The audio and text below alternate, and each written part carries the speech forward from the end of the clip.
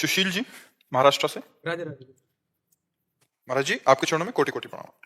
महाराज जी मेरे मन में एक बहुत दिन से प्रश्न चल रहा है कि जब आप भागवतिक मार्ग पर चल रहे थे तब आपके मन में भी कोई ना कोई प्रश्न जरूर आता होगा। महाराज जी मैं ये पूछना चाहता हूँ कि उस प्रश्न का समाधान किसी संत से पूछते थे या वो प्रश्न अपने भगवान आप की आता कृपा से पूर्व जन्म के किसका प्रश्न है? पूर्व जन्म के कुछ ऐसे भजन संस्कार रहे होंगे जिससे हमारे जीवन में कभी प्रश्न नहीं आया।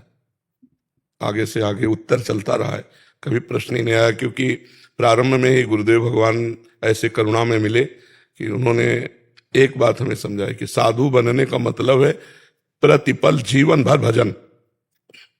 अब कोई प्रश्न ही नहीं बनता।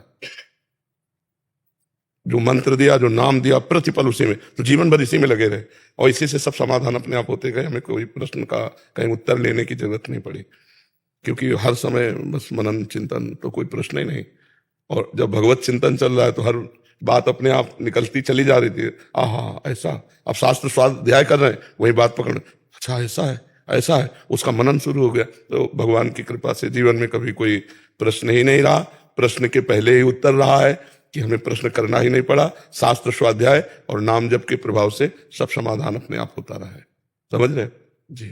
अब वृंदावन मन से भी रहेगा तो चलेगा, आप इधर नहीं आ सकते तो मन से भी वृंदावन। हाँ, वृंदावन को चिंतवन यह दीप उर्बार कोटि जन्म के अग तमय काटि करे उजियार। जैसे आप वृंदावन परिक्रमा, बिहारी जू, यमुना जी देखा और अपने घर में 5 मिनट एकांत बैठकर फिर आ गए वृंदावन, मानसिक बिहारी जी के दर्शन किए, परिक्रमा की, यमुना जी के दर्शन, यहाँ आ गए दर्शन किए, तो ये रोज सही माना जाएगा, मानो आप वृंदावन आ रहे हैं। ये चिंतन मात्र आपके करोड़ों जन्मों के पाप का नाश करके अगर रोज यही करते रहे तो अंतिम समय वृंदावन मिल जाएगा। शुभम शर्मा जी। महाराज जी आपकी कृपा से निरंतर नाम जप करने का प्रयास कर रहा हूँ। महाराज जी मेरा मार्गदर्शन करें कि जीते जी जीवन मुक्त अवस्था को प्राप्त करने के लिए मैं क्या करूं? बस यही करते रहो, शास्त्र स्वाध्याय, नाम जप, इसी से पूर्णता हो जाएगी। नाम जप से ही तत्व ज्ञान हो जाता है, नाम जप से ही प्रेम की प्राप्ति होती है, नाम जप से ही लौकिक वैभव, पारलौकिक वैभव जो चाहोगे प्राप्त हो जाएगा।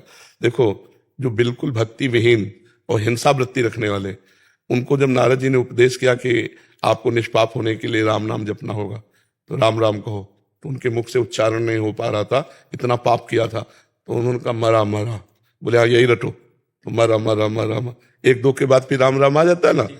नाम के प्रभाव से भगवान की लीलाओं का सम्यक ज्ञान, भगवान के तत्व का सम्यक ज्ञान और भगवान से प्रेम, सब कुछ नाम से प्राप्त हो गया।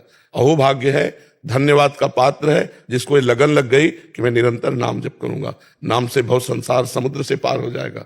नानक नाम जहाज है, चढ़े से उतरे पार। नाम रूपी जहाज में चढ़ गया, बहुत समुद्र से पार हो गया। नाम ही परम ज्ञान है। नहीं नाम सदसम ज्ञानम, नहीं नाम सदसम तपा। नाम से बढ़कर कोई तपस्या नहीं, हर समय नाम जप करना। और नाम से बढ़कर कोई ज्ञान नहीं है, नाम से बढ़कर कोई व्रत नहीं है, नाम से बढ़कर कोई दान नहीं है, नाम से बढ़कर कोई पुण्य नहीं। आप नाम जप कर रहे हो, कोई आपके संबंध से आपका चिंतन करेगा, उसका मंगल होने लगेगा, क्योंकि आप नाम जापक हो।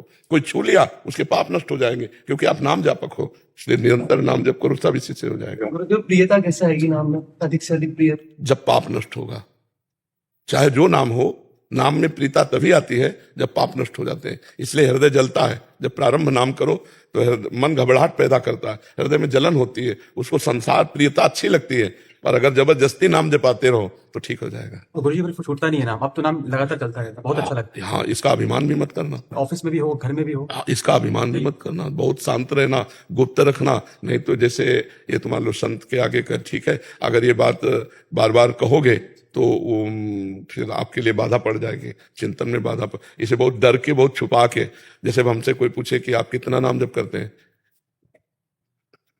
आप कितनी देर नाम जप करते हैं, इससे क्या होगा कि अपने को अहंकार नहीं आएगा।